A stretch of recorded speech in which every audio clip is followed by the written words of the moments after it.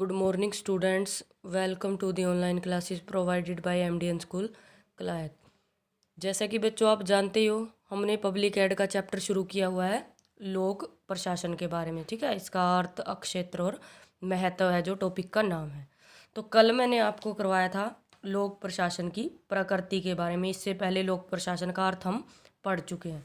तो लोक प्रशासन की प्रकृति के बारे में जो 3 दृष्टिकोण थे उनको मैंने अलग अलग से करवाया था आपको, एकीकृत, प्रबंध किया और आधुनिक दृष्टिकोण। ठीक है, जैसा कि आप ये लिखा हुआ देख रहे होंगे, मैंने कल आपको ये पढ़ाया था। उसके बाद जो हमारा टॉपिक आता है लोक प्रशासन का क्षेत्र। ठीक है, कि दायरा होता है हर एक, मतलब कि किसी भी चीज़ का, तो उस दायरे के बारे में हम बात करेंगे कि लोक प्रशासन के अंतर्गत क्या क्या मतलब कि शामिल होता है। तो लोक प्रशासन के स्वरूप को अच्छी तरह से समझने के लिए इस बात की जानकारी आवश्यक है कि इसका संबंध किस विषय वस्तु से रहता है। दूसरे शब्दों में लोक प्रशासन के अक्षेत्र का ज्ञान इसके विधायक, यानी कि जो पब्लिक एडमिनिस्ट्रेशन पढ़ रहे हैं ना विद्यार्थी, उनके लिए जानना यह अति आवश्यक हो जाता है कि इसका क्षेत्र कितना है। परंतु यह प्रश्न जितना ही महत्वपूर्ण है कि इसका क्षेत्र क्या है और इसके अंतर्गत किन विषयों का अध्ययन किया जाना चाहिए, इसका उत्तर देना उतना ही कठिन भी है। क्योंकि जिस तरह लोक प्रशासन की परिभाषा में हमने देखा ही कि किस तरह से अलग अलग विचारकों ने अलग अलग परिभाषाएं दी हैं, सभी के मत क्या है, अलग अलग है। तो सबसे बड़ी बात क्या है कि इसका जो अक्षेत्र है ना, उसको मतलब कि डिफाइन करना बहुत ज़्यादा मुश्किल है, निश्चित करना बहुत ज़्यादा कठिन है। इसका कारण क्या है कि यह एक तो विकासशील ज्ञान है, भी ये निरंतर प्रगति में चला जाता है। अब जैसे इतिहास है, प्राचीन इतिहास हम पढ़ रहे हैं, उसमें कोई चेंज नहीं हुआ। ठीक है, लेकिन जो पब्लिक एडमिनिस्ट्रेशन है, लोक प्रशासन है, उसका जो स्वरूप है वो जिस तरह से टाइम चेंज हो रहा है उसके अनुसार बदलता जा रहा है। यानी कि समय की गति के साथ साथ जैसे जैसे राज्य, सरकारें, प्रशासन और जनता का जो व्यवहार है वो चेंज हो रहा है, उसके अनुसार ही लोक प्रशासन के अध्ययन क्षेत्र में भी परिवर्तन होता जा रहा है। अतः लोक प्रशासन के क्षेत्र को किसी सीमा रेखा में, कि हम इसे बांध नहीं सकते, इसके दायरों में इसे हम किसी एक दायरे में फिक्सेशन नहीं कर सकते। जैसा कि हम पढ़ते ही अभी किसी भी चीज़ के क्षेत्राधिकार ये हैं, जैसे हम पढ़ेंगे आगे चैप्टर की, मुख्य मंत्री है जो उसकी शक्तियाँ कार्य हम पढ़ें भी, वो उस दायरे में रहकर कार्य करता है। लेकिन जो लोक प्रशासन है वो क्या है, विकासशील विषय है। तो लोक प्रशासन के क्षेत्र के संबंध में मुख्यतः 4 दृष्टिकोणों को अपनाया गया है, जिसमें पहला है पोस्ट कॉर्ब, दूसरा है व्यापक दृष्टिकोण, तीसरा है संकुचित दृष्टिकोण और फोर्थ है लोक कल्याणकारी दृष्टिकोण।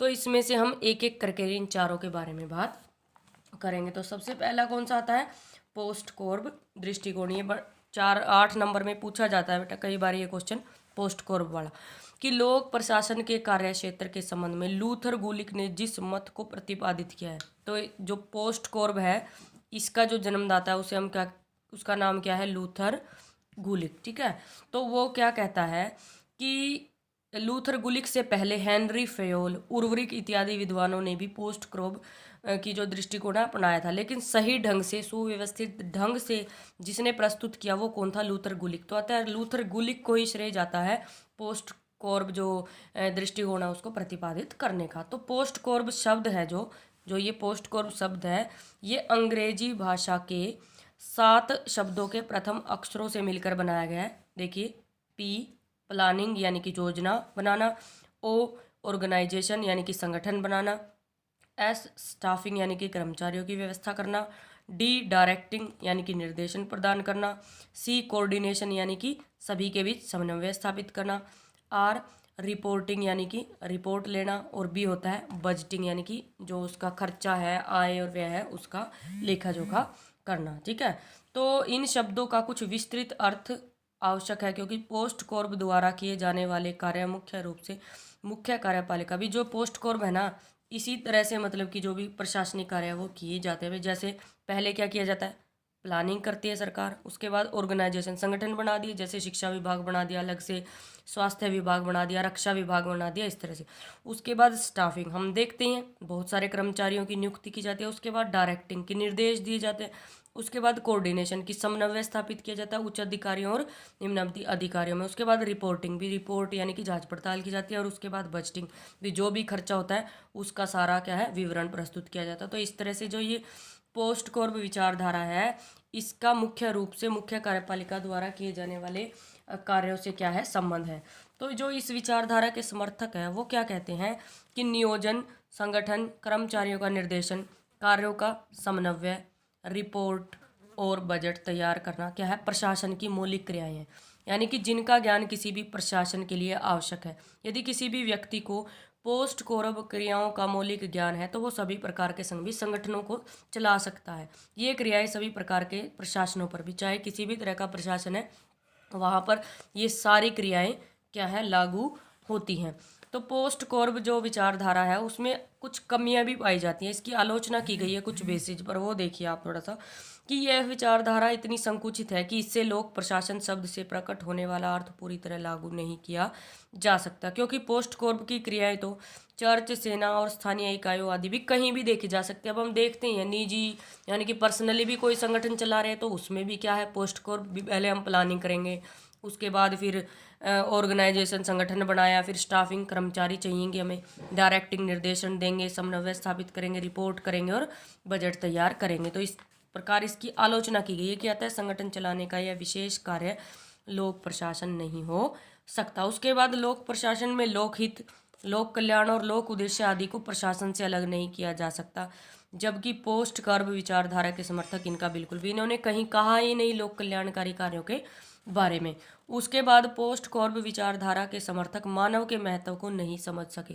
यह विचारधारा क्या है, स्वेच्छाचारी तथा काल्पनिक है, और इसमें प्रशासन के वास्तविक तत्व यानी कि प्रशासन को चलाएगा कौन, मनुष्य ही चलाएगा, उसको यहाँ पर छोड़ दिया गया। तो ये इसकी आलोचना की गई है। इसके बाद इसका दूसरा दृष्टिकोण है व्यापक दृष्टिकोण है, जो कि Willoughby, L D white, Negro, marks आदि विद्वान लोक प्रशासन के व्यापक दृष्टिकोण के समर्थक है। वो क्या कहते हैं कि लोक प्रशासन सरकार के तीनों अंगों कार्यपालिका, व्यवस्थापिका एवं न्यायपालिका से संबंधित है। इसके अनुसार लोक प्रशासन के क्षेत्र में वे सारे क्रियाकलाप सम्मिलित है जिनका उद्देश्य भी, व्यापक दृष्टिकोण क्या होता है कि इसमें वो सारे कार्य आएंगे जिनका उद्देश्य लोक नीति को पूरा करना या उसे क्रियान्वित करना, यानी कि लोक कल्याणकारी कार्यों को जो भी करता है वो लोक प्रशासन के अंतर्गत आता है।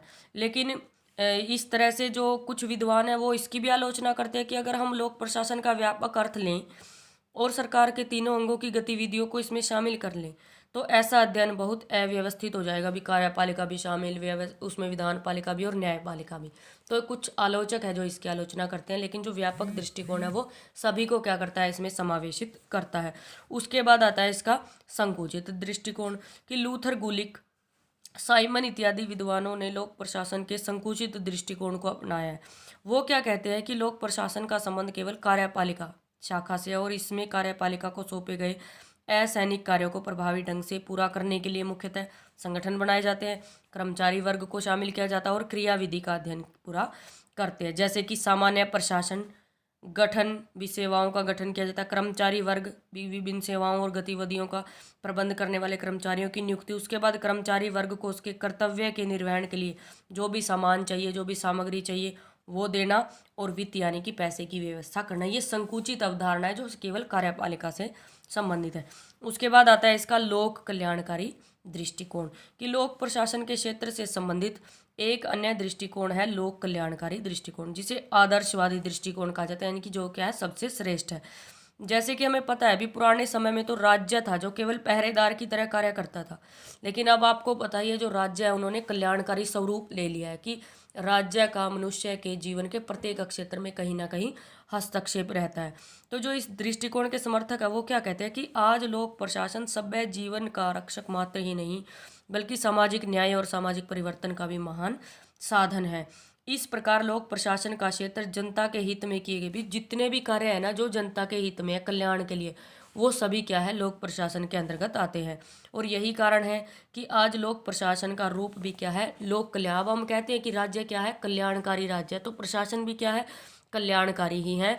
तो इन दृष्टिकोणों के अतिरिक्त हमें यह भी बात ध्यान में रखनी चाहिए कि लोक प्रशासन का संबंध व्यक्ति से है, इसलिए ऐसे अन्य विषय भी जो मानव स्वभाव का अध्ययन करते हैं उससे संबंधित है, उसकी जानकारी भी लोक प्रशासन के क्षेत्र में सम्मिलित की जाती है।